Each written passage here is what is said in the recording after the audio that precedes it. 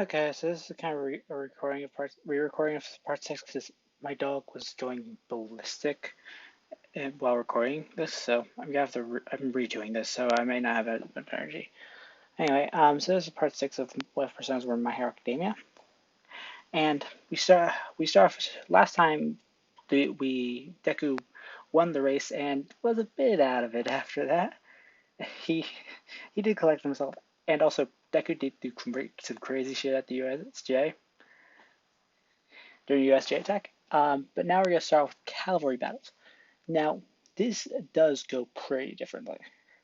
Deku, uh, when Deku hits, Deku, Uraraka, Hatsumi, and Tokiyama use the same plan as in Ken to to float, float up and keep away from their teams. So Tokiyama, his Dark Shadow really does help there. Now, when they land the ground, Deku summons out Robin Hood and does something that he's been keeping a little secret, even from Igor and shit. Even from Igor, Miyato, and you. He summons out Robin Hood, and Robin Hood shooting arrows at the ground around the team, well, around them, so the teams won't come close. And then for teams that come from the front, he has Robin Hood throw up his bow, and Deku would catch it and start using it himself. Deku, in train, while he was training, he would learn how to combine his persona's efforts to sort of work more together. I think instead of one attacking, and then instead of one attacking at a time. So, this is new, and I don't think he's gonna risk reciprocal burst because he would risk it if it was a straightaway, but since Midori is altering the path, he wouldn't risk it with Todoroki, Kaminari, and Momo. I think Momo was on the team if I remember. Yeah, I think Momo was on the team with him, but he wouldn't risk that. So so instead he so instead so Deku does keep the 1 million, 10 million points point headband, unlike in canon. So Todoroki actually gets more of a scolding from Endeavor for not using his fire. So Todoroki's even more pissed than canon because he failed both 2 rounds with just using his ice and didn't use his fire, and he still lost in both rounds to Midoriya. So his hatred is more aimed towards Midoriya and his father. Um, now, Shinzo's fight is gonna go very not that differently because the only difference is really Shinzo's gonna be more hesitant with insulting Odoro because he has more respect for Deku after his speech at the beginning of the sports festival. He has more respect for Deku after all that. So he's a bit more hesitant with insulting his classmates. Um, but otherwise, it goes as in canon. And every other fight goes as in canon until Bakugo versus Uraraka. It almost goes as in canon until the near end, where a voice comes in for Uraraka when she was on the ground. I thought you were going to reach for the stars and support your family. Where is that fire you once had? Um, Uraraka's for everyone else, it seems like Uraraka's talking to herself except Deku. Uraraka's saying, "It's not gone. I won't give up." And Deku, when he hears this, he's like, "Oh shit! I'm gonna have to explain some shit. I'm gonna have a lot of explain to do." Uh, Ida sees that Deku's kind of groaning, sort of. He's like, "What's wrong what's wrong, Midoriya?" Nothing, Ida. I just realized I'm gonna have to do something after this. Okay. What? Uh, Deku did have a suspicion that was Uraraka. That could have been the next Persona user. And yes, the Uraraka's next Persona user, but um, he wanted if it was gonna happen, he wanted it to happen when they were alone, and when Deku finished his thought, he starts blushing because he's like, "Oh no!" He didn't say it out loud. No, not like that. And everybody looks at him weirdly, like, "What?" And and and then a huge flash of light appears from the arena, and everybody looks back, well, everybody in 1A, because everybody in 1A was just looking at Deku weirdly after him saying, "Oh no, not like that." But and just blushing madly now.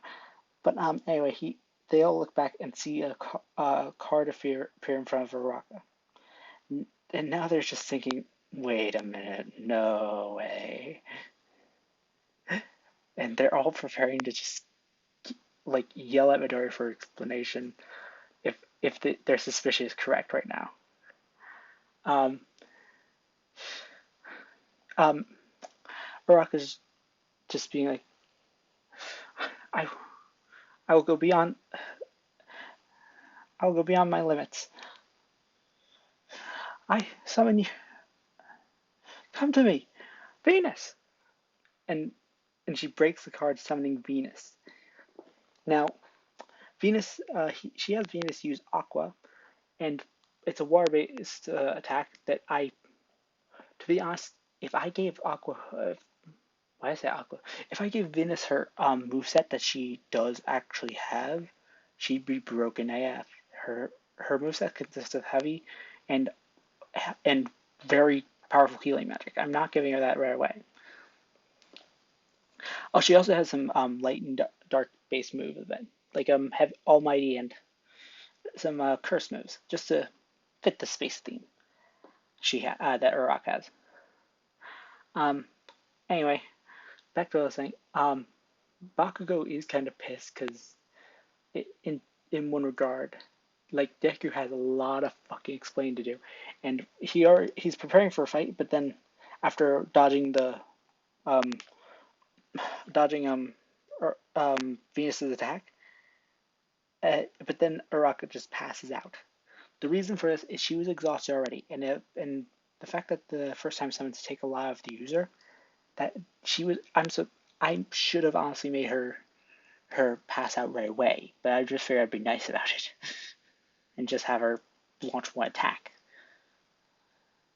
But yeah, so she's passed out, and everybody's looking at Midori like, explain now. Deku's just scratching back his head laughing. He's like, we'll wait until Haruka wakes up. Everyone's kind of like, fine, we'll wait. But Baku's just kind of pissed because he's thinking, Haruka has no, Roundface has the same power Deku has. That means she can get more powerful than me. This is pissing him off because one, yeah, that is one of his thoughts that's pissing him off. But the second thought is that Deku has fucking a lot of explaining to do. The nerd has a lot of explaining to do. And after the match, and once Furukawa wakes up, everybody is surrounding her because they're basically waiting for her to wake up so Deku could come in and explain, which Deku does. And Baku comes like, "Explain, damn nerd!" But Deku's just like, calm down, Kachan. I'm gonna explain everything. So Deku does explain about personas and shadows, because he feels like shadows is something they need to know. Todoroki isn't there, mostly because of the fact that he didn't care for it at the current moment. He didn't want to hear Midoriya because he's already pissed at him, so he doesn't want to hear it. But after explaining this, Uraraka asks, "So does that mean I have your power?" Basically, um, Deku's kind of like yes and no. Um, Uraraka asks, wait, why no? Because my power is special. I can use multiple personas. And Uraraka says like, well, that's kind of unfair. Don't He's like, don't ask me why. It's weird. But I can use multiple personas. You can only use Venus. Well, okay. Uraraka's kind of like, why? Uraraka's thinking like, why the heck? Why is that the case? But she didn't say. I think it's like Deku knows more about this than her, so she just didn't ask. Um, so everybody knows about shadows except Haruki, and even Baku now knows about the shadow possession he's been through. So he's kind of pissed that he was that weak. as that he would put it. But God damn it! Oh wait, no, that's a notification. It wouldn't get in. Anyway, where was I? Oh yes. So everybody leaves, and Deku offers to help train Uraraka in how to use her persona after this is all after the sports festival, or like after everybody gets rest and stuff. Uraraka agrees, and they don't agree on where to train. They just think, yeah, that'd be nice to learn how to use this new power she has. Deku's just like, yeah, I figured you like that. And he's like, yeah, I don't know exactly what kind of power she has, but hey, it's nice to help her out. And they realize he's gonna be training along with Arca. He's like, oh, well, I just set myself up. I just set myself up for a nervous wreck. Well, okay then. That's gonna be a fun trip. Anyway, now on to the other fights. The other fights go as in canon until so yeah, most of the fights go as in canon. Todoroki's more ruthless with Sero because he's just he did immediately freeze them as in canon, but he's more relentless with it. He's not like just imagine the ice being bigger, much bigger than what it was canon. He he's kind of laying out some aggression here, some pent up aggression here until his fight with Midoriya, where he did pull Midoriya aside, telling him about his past a bit. And he does just for fucking wolves, just for laughs, shits and giggles. He does ask about a secret love child shit, but he's more hesitant. He doesn't believe this as much. He just asks, and when he receives when Deku denies this, Todoroki believes this more than canon. Um, now on to where well now if fight begins actually. Deku does run into Endeavor as in canon, but um, Deku's just not talking at all. He he feels the negative energy come from Endeavor, so he just doesn't speak to him until where he leaves Endeavor, and he basically says the same thing as in canon. So everything there goes in canon. And then we start the Todoroki and Midoriya fight and Deku fight. Deku versus Todoroki. Here we go. Okay, so Deku, like in canon, Todoroki starts the fight with launching a barrage of ice at Deku. However, Deku does not smash it. He instead pulls out a Pyro Jack and melts through it with 10% one for all. Explanation here. The personas he can use 10% with the persona. Well, he can make the personas use about 10% of one for all, sort of like boost their power to that point. But 5% physically. Himself, he can use 5%. So 10% personas, 5% without. 5% himself. But he's not using full cowling because he's not learning that until Gran Torino. I can't see him ever learning that until Gran Torino. Anyway, or maybe he learned that. Who knows? But anyway, as the barajas go, Deku Sora just says, "Why are you using your fire? You can't beat me unless you use your fire." Todoroki is still getting more pissed because of the fact that because of Pyrojack, because he's tired of seeing fire against ice. It's basically reminding him of Endeavor, just pushing him to use his fire. That's the reason. Not like he's not mad about seeing fire in general. He's just mad that it's fire against his ice. His ice. So that's what's making him mad. But yeah, as he gets more and more pissed, um, everyone knows like these dark beings sort of closing in on Todoroki. Todoroki doesn't know what this is because he wasn't there for the explanation. Everybody else in 1A knows. and even Nezu and Aizawa. I forgot to say, Mike was about to point out the card thing for Uraka, but Aizawa stopped him and then explained to him later afterwards. But anyway, what was I saying? Oh yeah. So the shadows do engulf Todoroki, and what comes out is Shadow Todoroki or Shadow possessed Todoroki, saying, "I am the Shadow, the true self. You know nothing about me, Midoriya. You know nothing about what I've been through, my family, my my my bastard of a father. You you know nothing. You you die." And he launches more ice than ever at Deku, and Deku's just avoiding. Uraraka is planning on jumping in to help because of it being a shadow, and she thinks she can help with Venus. But here's the thing: she doesn't know how to summon it yet. She didn't know how she summoned it in general, so she wouldn't be much help anyways. But he already stops her, saying, "Midoriya's handled these shadow beings more than we have. Yes, we fought them before, but how good were we against them? And you don't even know how to use your persona. So let Midoriya handle it. He can handle himself." Uraka Uraka hesitates, but then sits down and is kind of just worried about Deku. She knows he can handle it, but it's still she's still uneasy about letting him fight this alone when she knows she can probably do something um, to help him. And Todoroki is getting engulfed by his own ice. Like he's risking his own life because you know how Bakugo is saying that if he uses ice too much, he'll start freezing over.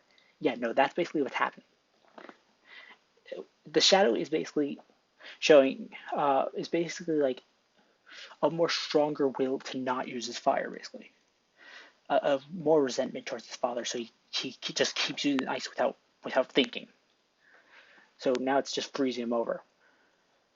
And Deku knows that Todoroki's shadow is costing Todoroki his life. So he's trying to stop him by by telling him what he's doing. He doesn't care, and Todoroki just doesn't care. He's still just launching ice. Deku thinks about what to say. He's like, what do I say? What can get through to him? And then he thinks about it. He's like, that's it. Todoroki, wait. So you think you're better than your father, huh? Well, look at you now. You're destroying me. You're just a monster now. What the hell happened to calm show Todoroki that would just have resentment towards his father just using his ice in a controlled way? Uh, Todoroki just pause for a second, but then he keeps going because he just ignores it now. But then Deku says, "Sure, your father. Sure, your sure, Endeavor's your father, but your quirk, it's yours, not his. So stop treating it like it is his and use it for yourself. Become a better hero than he'll ever be." The Todoroki inside the shadow, Todoroki is just like, "Midoriya, you're right," and basically overcomes the shadow and accepts that this anger is part of him, but he won't let it hold him down. So, in other words, we get another persona user.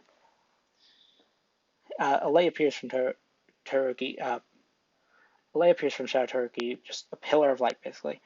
And out comes Todoroki and his persona, Coin, I think it's Khione, Coin, I think. And the battle starts again. Todoroki is more exhausted now because again, persona, Shadow position, that would do it. So he honestly doesn't last long, but he does get a good attack in. He uses a new skill, Ice Hammer, which is his persona basically makes a huge hammer out of ice and tries to hit Midoriya, but with Pyrojack Pyrojack he melts through it and because honestly, if I had to go by levels, Deku's a higher level than Todoroki. If I had to go by levels, because just Deku, when it comes to persona use, he is a much higher level than Todoroki. And oh yeah, Todoroki is using his fire. He is using his fire, but it's uh, now he's willing to use his fire now, uh, and Endeavor actually does not scream out Shadow because he's just baffled by what was happening. He's like, "What the hell just happened?" He's still processing everything.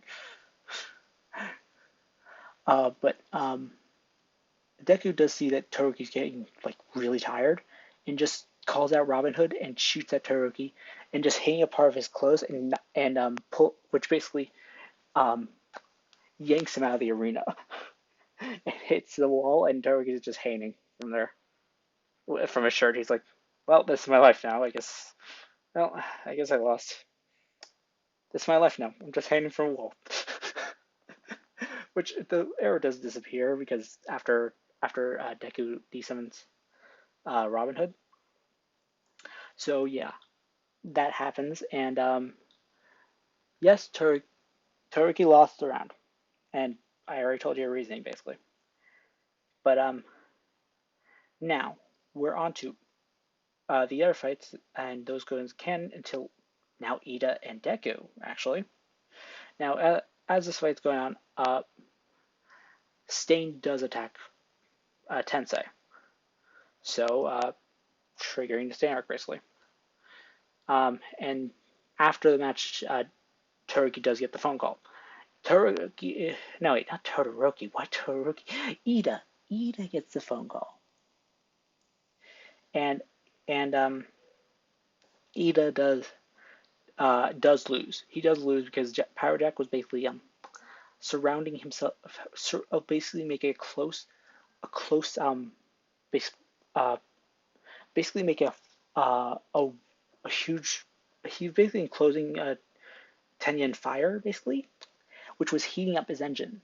So, in other words, even if he did use his quirk, it would overheat from the fire from Power Jack's fire. So, in other words, he just lost from that. He yielded from that because he knew even if he used his quirk to get out, he would be left hopeless in that situation. Using a reciprocal burst, he couldn't see where Midoriya was, so unlikely he'd hit him. So Tenya does yield the fight and does surrender in that fight, and then he gets the call from the hospital saying to him, yeah, basically that happens again. Um, Now we're on to Tokiyami versus Bakugo, which goes as in canon.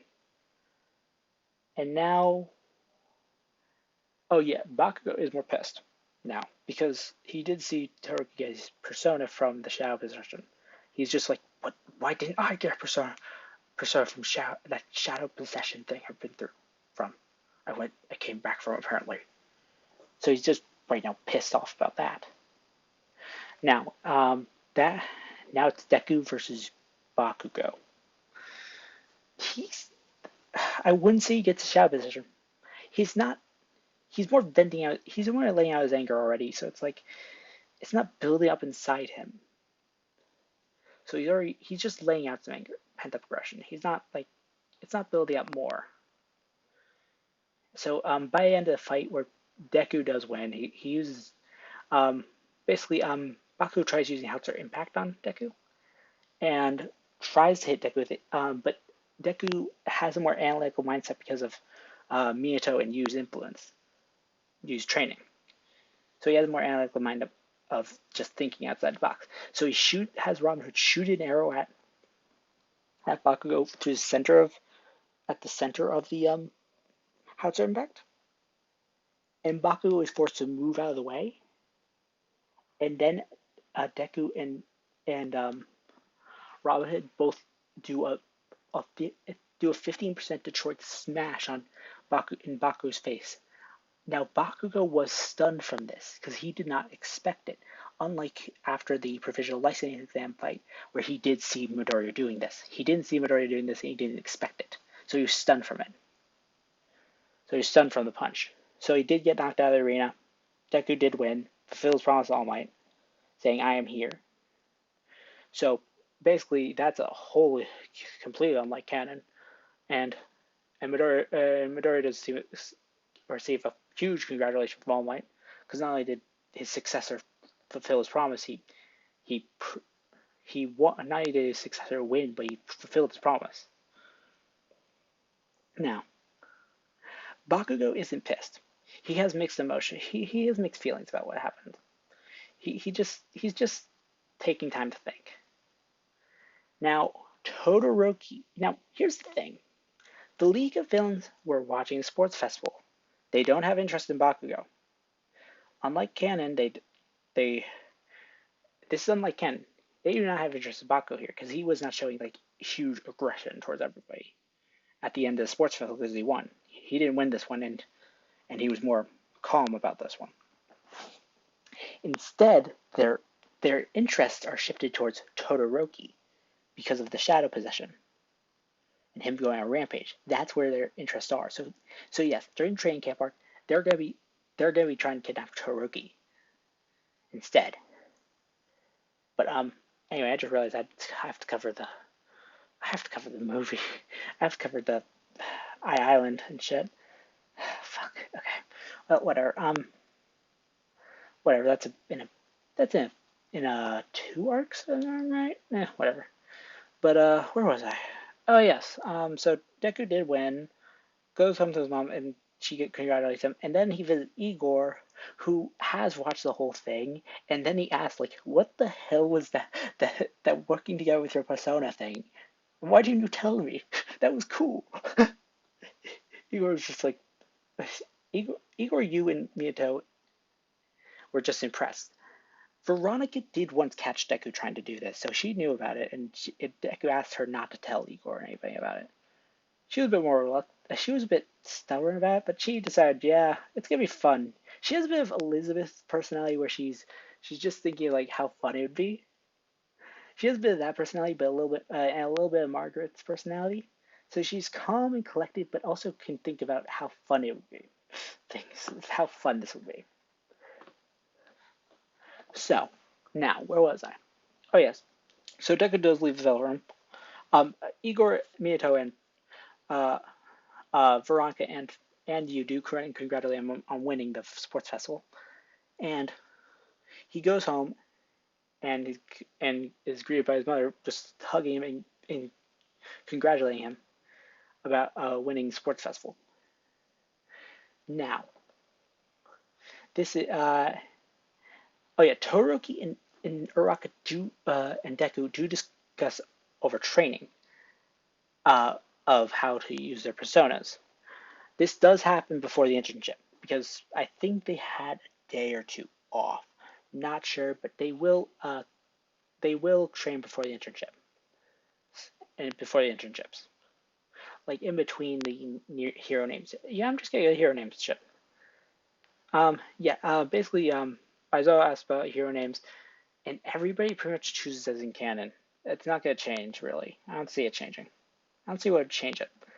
But what was it? Oh yes. Deku's hero costume actually does change a bit. He he puts he makes it so he has a mini knife behind him because he did receive training from you and Miyato about how to use a blade, so he figures it's good to have that on him just in case. So he has a little. Just imagine him having a little machete of some sorts. He's not like a huge sword wielder. He just has a little machete that he can use just in case. Um. Anyway, where okay, yeah. So they discuss over the internships and how many, how many requests they've gotten. Midoriya with the most because of his control over his quirks and stuff. Even getting one from the Endeavor Agency, but that he doesn't accept that one. I'm not saying he accepts that one. He does go to Gran Torino like in canon, but Todoroki does choose Endeavor. He did go to visit his mom, and she actually did see a sports festival, and uh starts wondering about that, but I don't really know how Tarek's mom would react to that. So, because we don't see her that much in the movie, in the show, so it's like we've seen her like 4 times. I don't know. I just don't know Tarek's mom that much. So, not gonna try to see how she'd react to shit. She'd just be calm and collected about this. But anyway, Endeavor did ask about Tarek about this later. Toriki did receive the explanation from Deku after, because he's now more calm, and he did receive the explanation from Deku after their fight. So yeah, that happened. Toriki doesn't explain then to Endeavor just to spite him. Um, just as spite, he doesn't explain to Endeavor, and Endeavor is getting pissed from this, but he's like, whatever. So everyone chooses the same agency as a canon. Um, but before, after choosing the agency, they do have a bit until they go off. So Todoroki, Deku, and Uraraka spend this time training together. Uh, one day Todoroki went there, but and Deku and Uraraka, Deku was just a nervous mess because he's alone with a girl. He's gonna be a nervous wreck, especially training with her. It's gonna be a nervous wreck for him. But uh, yeah, so Todoroki, Uraraka do get the hang of their personas and how to summon them. I'd say they do get better skills. Like Todoroki does get some better skills. Not like any more heavy attacks or anything like that. Like he still has the same skills, but he does have a bit more to it. I'm not gonna go into it, but Uraraka does have some more skills too. She has healing skills and some, and she does have an almighty and curse skill. Yeah, the space theme. But anyway, um, now uh, Ida is same as a Ken, vengeful and stuff, so you can imagine where I'm going with that. But so now we're on to Deku going to Gran Torino. He sees basically everything goes in can for Deku until starting to go until Gran Torino starts taking it seriously and starts testing Deku with One for All. He shows Deku he shows that he has control over it, but not the way Gran Torino is looking for. He says to Deku not to summon his persona. Gran Torino wasn't explaining what persona is. He just knows that it's called persona and that just don't summon it. He is more curious that most people have it, but he will ask Deku later about it. But now it pretty much goes into as in canon where Deku does find out about folk howling shit.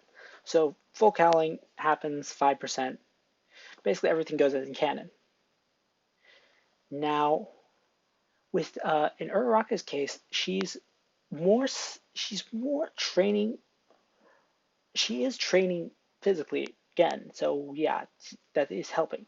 But she's also training with her persona more because she wants to get stronger and catch up to Deku because she wants to be able to help with the shadows when they show up. And Todoroki's pretty much the same with this. He wants to help with the shadows more often, more than and not get not get shadow possessed like he was. That was the weak moment. He didn't want to go back to that. So he does train with his persona and does train with his fire. He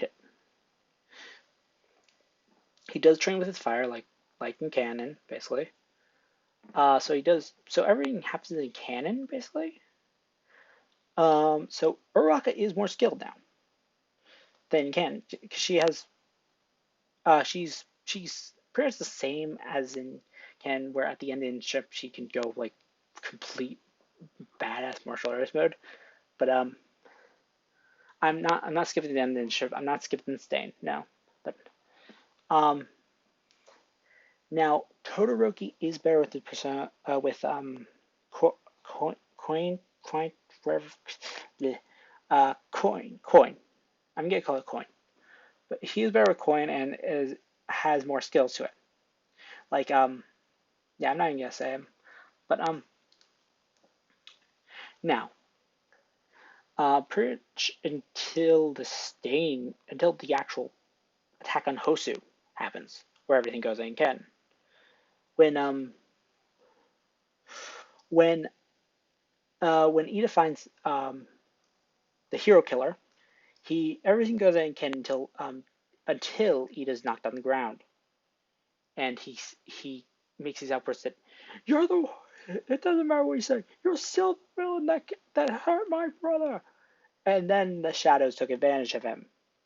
Yes, I'm getting up to that point. He does get shadows do take advantage of him, and he goes outbreak. And Stain just thinks, yes, this is proving my point. You false heroes. This is basically just proving his point. He doesn't really know what's going on. He's just like, yeah, okay, this is proving my point. Okay, yeah, it's good. He's just like, yeah, this proves my point. Let's go. But thank you for proving my point, young boy.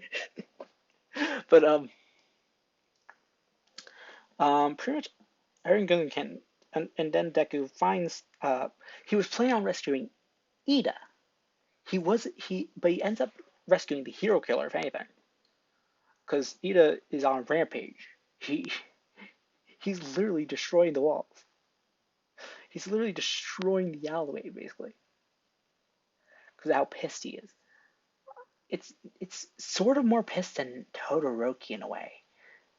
It's more because this is it's not if Todoroki was fighting Endeavor when he went Shadow, then Todoroki would probably be more pissed than would definitely be more pissed than Ida, but more Shadow pissed than Ida. But now Ida's fighting the person who caused him this much anger. So he is more possessed than Todoroki. So Deku does come in, fights. He does like the hero killer is knocked out. He was knocked out by Ida. He was about to get killed by Ida, and then Deku comes in and saves the hero killer. But he does like no, like the hero killer is completely out of it. He's not getting back up. Right now they're just trying to stop Ida, if anything. So yeah, I just can't imagine the hero killer matching against these shadows, especially with this amount of rage inside Ida. He wouldn't no matter how fast he is. I imagine he'd void for a bit, but it's like I don't imagine him like actually winning this. He can't get close to Ida to paralyze him, and if even if he does, the shadows would not be affected by this, so he'd probably still keep going. Inside, Ida's still paralyzed, but the shadows, they are the ones moving Ida. And when Deku comes in, he's seeing Ida like this, and and now he's just unsure about what to do. This is best one of his best friends. He's unsure how to approach this. Uh, and that's where I'm gonna leave it off. Yeah, no, it is Shadow Pest. I'm not passing this because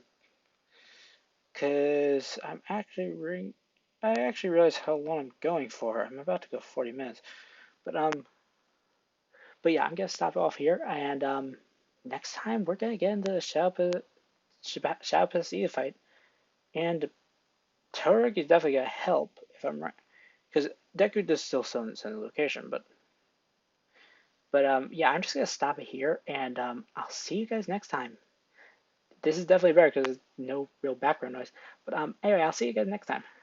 Bye.